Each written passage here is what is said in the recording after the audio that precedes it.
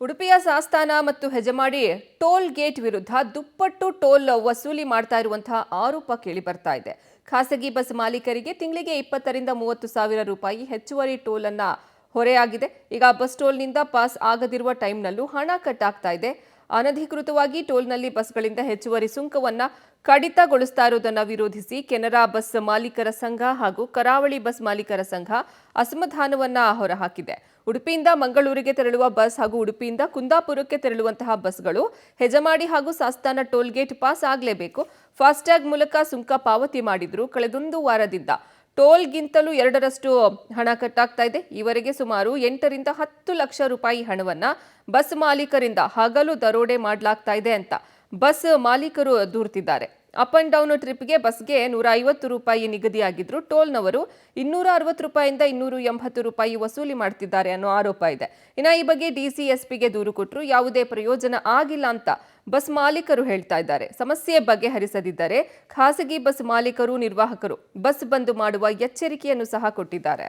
Toll ಸಂಗ್ರಹ ಅನ್ನೋದೇ ಜನಾಕ್ರೋಶಕ್ಕೆ ಕಾರಣ ಆಗುವಂತಹ ಬೆಳವಣಿಗೆ ರಾಜ್ಯದಲ್ಲಿ ದೇಶದಲ್ಲಿ ಎಲ್ಲ ಕಡೆ ಟೋಲ್ ವಿರುದ್ಧ ಪ್ರತಿಭಟನೆಗಳು ನಡೀತಾನೆ ಇರ್ತದೆ.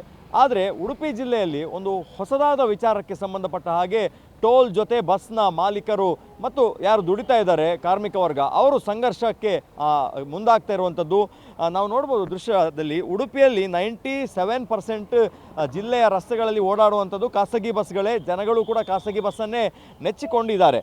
ಆದರೆ ಈಗ ನಡೆದಿರುವಂಥ ಕಳೆದ ಒಂದು ವಾರದಲ್ಲಿ ನಡೆದಿರುವಂಥ ಬೆಳವಣಿಗೆ ಏನು ಅಂತಂದರೆ ವೆಹಿಕಲ್ ಕ್ಲಾಸಿಫಿಕೇಷನ್ ಇದೆ GVW ಅನ್ನುವಂಥದ್ದು.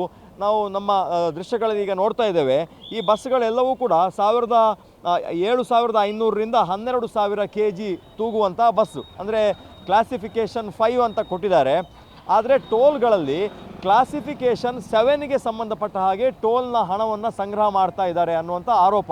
ಅಂದರೆ ಬೃಹತ್ ಟ್ರಕ್ಗಳು ಏನಿದೆ ಗೂಡ್ಸ್ಗಳನ್ನು ತುಂಬಿದ ಆ ಟ್ರಕ್ಗಳಿಗೆ ವಿಧಿಸುವಂತಹ ಹಣವನ್ನು ಜನರು ಓಡಾಡುವಂತಹ ಪ್ರತಿ ದಿವಸ 10-20 ಬಾರಿ ಟೋಲನ್ನು ಪಾಸಾಗುವಂಥ ಕೆಲವು ಟ್ರಿಪ್ ಬಸ್ಗಳಿವೆ, ಲೋಕಲ್ ಬಸ್ಗಳು, ಇವುಗಳಿಗೆ ವಿಧಿಸ್ತಾ ಇದ್ದಾರೆ ಅನ್ನುವಂಥದ್ದು.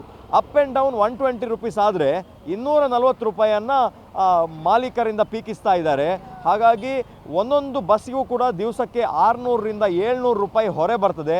ಆದರೆ ಈ ಹಣವನ್ನು ನಾವು ಟಿಕೆಟ್ ಮೇಲೆ ಹಾಕಲಿಕ್ಕೆ ಬರೋದಿಲ್ಲ ಅನ್ನುವಂಥ ಆರೋಪಗಳನ್ನು ಮಾಡ್ತಾ ಇದ್ದಾರೆ. ಪ್ರತಿ ದಿವಸ 700 ರೂಪಾಯಿ ಆದರೆ ಸುಮಾರು 20,000 ರೂಪಾಯಿ ತಿಂಗಳಿಗೆ ಹೋಗ್ತದೆ.